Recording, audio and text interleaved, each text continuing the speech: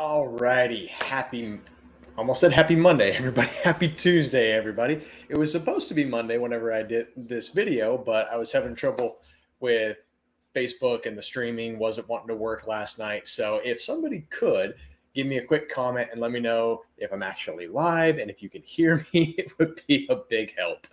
All right, I hope everybody's doing well. I hope you had a great workout yesterday, maybe another one today.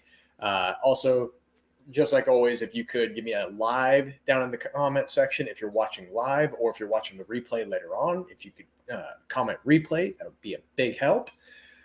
So today I'm going to be explaining how you're probably dieting wrong and some things that you can do to change up how you're dieting if you're currently in any kind of a diet phase right now, so that you can do it in a healthier and more sustained way. All right. I do have something I wanted to kind of spring on you guys. I'm thinking about doing a 21-day online fitness challenge leading up to Thanksgiving. So for people who want to try to lose that last few pounds before the holidays hit. So if that's something that you're at all interested in, I would love to hear from you. It's not official yet, but I just kind of want to see who might be interested in that. So, all right. So diving into dieting wrong. What do people normally do when they're dieting? Okay, first thing is they go all in without any preparation. Two, they act like this is what they have to do, 100% strict, no deviations, and that they're probably going to be on it in some way for the rest of their life. That may not be how they're thinking, but oftentimes that's how they're acting and how they're going through their dieting phase. And if you don't do this correctly, then it can set you up for binges. You have massive cravings, and then you go off the rails. So you were in a calorie deficit, but then you overeat by 2,000 calories in a day. It does happen. You can also do damage to your metabolism, slowing down your metabolism and losing the capacity for burning fat. And then three, you can also actually give yourself a bit of a complex related to certain foods where you eliminate certain foods and then you can't have them. And some people have actually induced things like gluten insensitivity because they went off of things that they maybe weren't ideal, but weren't necessarily bad for them. And then they do reintroduce them later and they've actually depleted their body of the enzymes, and their body stopped making more of the enzymes needed to digest certain foods. All right. That's actually a legitimate thing that can happen. So what do you want to do instead? All right. So first off, dieting is not something that you should be doing constantly. If you're going to be dieting, it should be for a set period of time, and then you should be planning to go off of it. All right. Diets are not something that you're meant to do for the rest of your life. There might be some dietary changes that you will make for the rest of your life, and those are good things.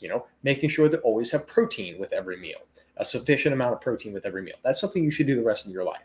But going into a calorie deficit or creating a calorie deficit by removing certain types of foods from your diet is not something you should be doing indefinitely. All right.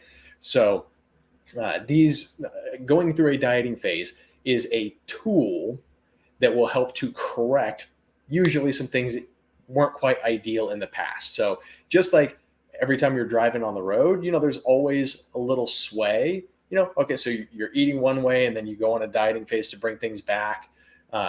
That's actually very normal. Most people don't realize how many micro corrections they do on the road in just a single mile of driving. It's like 80 different micro corrections. So think of a diet as a micro correction. Now, some people may need a macro correction because they haven't had one for a while, like they're driving in the ditch on the one side of the road. That happens sometimes. But in the end, it's okay, you're eating one way and then maybe your body drifts one way. We're going to go back into a calorie deficit to bring things back into balance for a little while. All right. Number two thing that people need to do, you need to prepare before you go into a calorie deficit. Now, I don't mean strictly preparing as in, okay, I'm going to go on a diet. I need to make a shopping list. No, you need to actually make sure you have the essential parts of your diet set before you start changing how much food you're bringing in. All right. So I refer to them as the diet pillars. That just like holding up a house, you have to have pillars or structural support. For most people's diet, it's okay, let's bring your protein up, and then we work on the fuel, which are the carbohydrates and the fats, reducing them or bringing them up depending on what people need. All right. But you need to actually take some time to prepare your body, reduce the stress on your body by not being in a calorie deficit for a little while. And then you go into a calorie deficit for a set period of time. All right. And number 3 is that the idea with that set period of time is taking maintenance breaks, taking a diet break, taking 1 week, 2 weeks, 6 weeks, maybe. It depends on what you've been doing, how long you've been doing it for, but taking a period of time to go back up to maintenance calories, let your body relax, enjoy some food that maybe you weren't having before, reintroduce some things that you've been cutting out for a little while. I personally like to create a calorie deficit by removing carbs. It's easy. All right. And for me, and for many people, carbs are the food that triggers more food cravings. So, okay, let's just remove those for a little while. And then whenever we want to bring calories back up, we reintroduce the carbohydrates, including from gluten, unless you know you're gluten insensitive. All right. All right. And then over time, you also need to modify how you're in a calorie deficit. The leaner you get, 1, the more carbs you need, and 2, the less frequently you should be in a calorie deficit. If you're constantly in a calorie deficit and you're not making any progress, then your body is stressed and it's not going to want to let go of more calories. As people get leaner, then maybe we don't go into a calorie deficit for 3 weeks or 5 weeks or 6 weeks. Maybe we only go into a calorie deficit for 2 weeks, or we do a week on, a week off. Or maybe you're only dieting 3 days a week.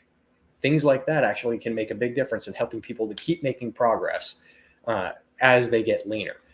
What got you from a hypothetical 220 pounds to 195 pounds is not what is going to get you from 195 to 170. All right. You're going to have to do different things. All right. So I plan on going live in my Facebook group tomorrow, explaining what my general process is. Now, there's a little bit of an art to it, obviously based on the science, but what the general progression is. So if you would like to learn a little more about specifically how I go about that with my clients, then let me know in the comments below. I'll make sure you're in the group so that you can be there whenever I go live tomorrow. All right. I hope you have a fantastic evening. If you have any questions, I'm always happy to answer any of those for you. And I will see you later. All right. Again, remember, if you have any questions or if you're at all interested in a 21-day fitness challenge to help you get ready for the end of the year, set yourself up for a healthy end of year, then let me know. All right. Talk to you soon.